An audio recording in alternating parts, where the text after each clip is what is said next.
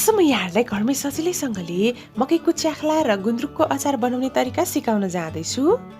YouTube channel Amar पञ्ची food वर्ल्डमा यहाँहरूलाई धेरै धेरै स्वागत छ। सबैभन्दा पहिला म मकैको च्याख्ला बनाउनको लागि 1 कप र आधा कप मकैको च्याख्लालाई एउटा प्रेसर कुकरमा राख्दैछु। त्यसपछि हामीले इक्वल अमाउन्टमा पानी राख्नुपर्ने हुन्छ। मैले पानी पनि 1 कप र आधा कप नै राखेँ। यदि यहाँहरूलाई गिलो च्याख्ला मनपर्छ भने 2 कपसम्म पानी हाल्न सक्नुहुन्छ।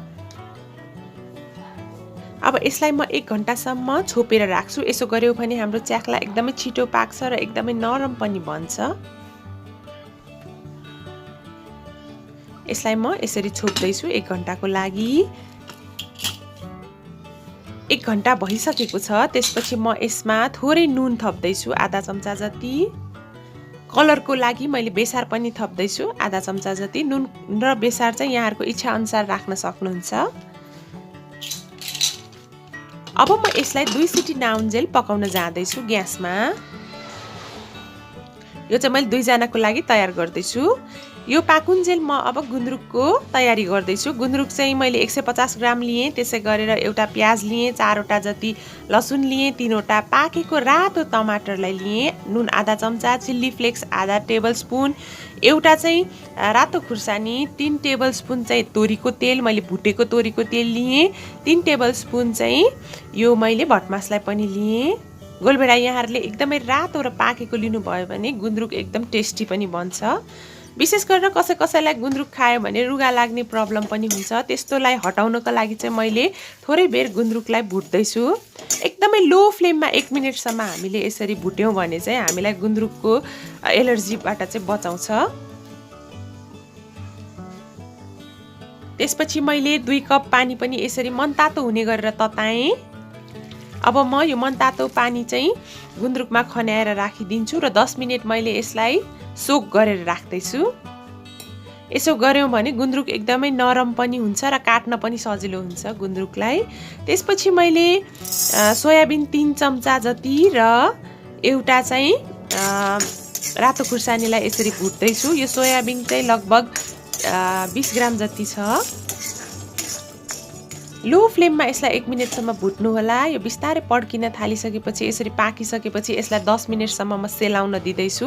त्यतिन्जेल मैले तोरीको तेल 1 चम्चा तताएँ। त्यसपछि हामीले यो रातो पाकेको टमाटर फ्राई गर्दैछौँ। यसमै मैले आधा चम्चा नुन पनि राख्दैछु। नुन चाहिँ पछि हामी राख्दैनौँ, त्यही भएर मैले नुन आधा चम्चा अब युज गर्दैछु। यसरी यसलाई चाहिँ हामीले पुरै प्युरी नहुन्जेल पकाउनु पर्छ।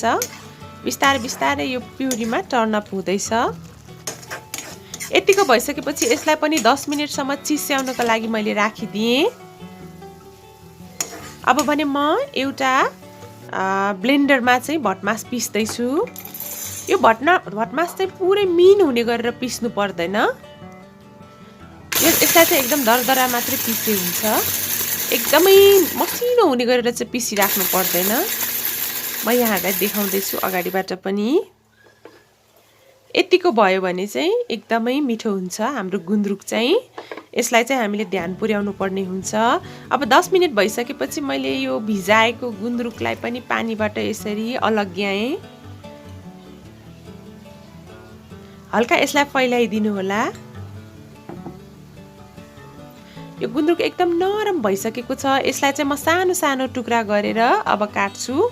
जति सानो पिस बनाउनु भयो पिस्न त्यति नै सजिलो हुन्छ। त्यतिन्जेल मैले एउटा सिलौटामा यो लसुनलाई पनि राखेँ। गुन्द्रुकमा चाहिँ अदुवा खासै मिठो हुँदैन, त्यही भएर मैले राखिनँ।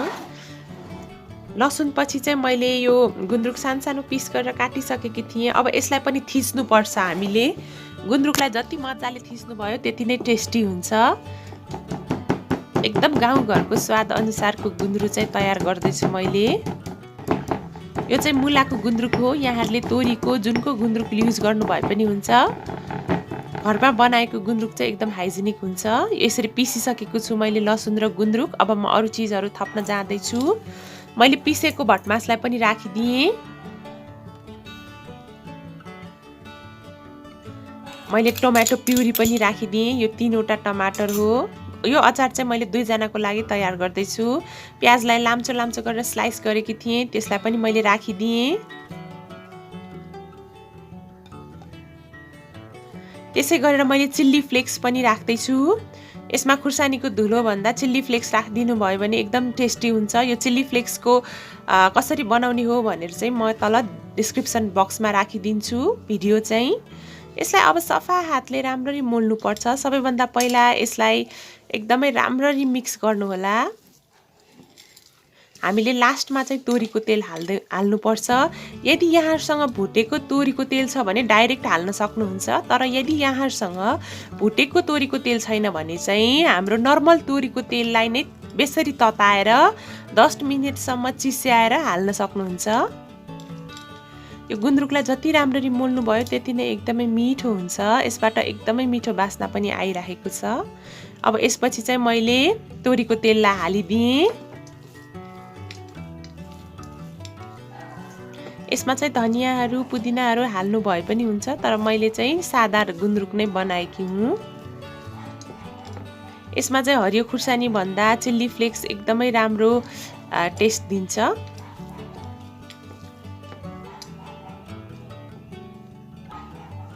र हाम्रो च्याख्ला पनि बिस्तारै तयार हुँदैछ। म च्याख्ला पनि यहाँहरूलाई खोलेर देखाउँदै छु। विशेष गरेर डायबिटिज हुनेहरूको लागि यो दुईटै परिकार एकदमै स्वास्थ्यवर्धक छ। यहाँहरूले खाजाको रूपमा यसलाई खान सक्नुहुन्छ, र यदि यहाँहरू डाइटिङ गर्दै हुनुहुन्छ भने पनि यो एकदमै मिठो परिकार हो। यसमा चाहिँ कार्बोहाइड्रेट एकदमै कम हुन्छ। यो मकैको च्याख्लामा चाहिँ यहाँहरूले वेट लस गर्न पनि खान सक्नुहुन्छ। यसरी एकदम मजाले रेडी भइसकेको छ। यहाँहरूले पनि घरमै ट्राई गर्न सक्नुहुन्छ। आजको रेसिपी यहाँहरूलाई कस्तो लाग्यो? यदि आजको रेसिपी यहाँहरूलाई मन पर्यो भने यस भिडियोलाई लाइक, कमेन्ट र सेयर गर्न नबिर्सिनुहोला। साथै मेरो च्यानल अमर पञ्ची फूड वर्ल्डलाई सब्स्क्राइब गरिदिनु होला। Thank you so much for 26,000 subscribers. Have a nice day. Goodbye.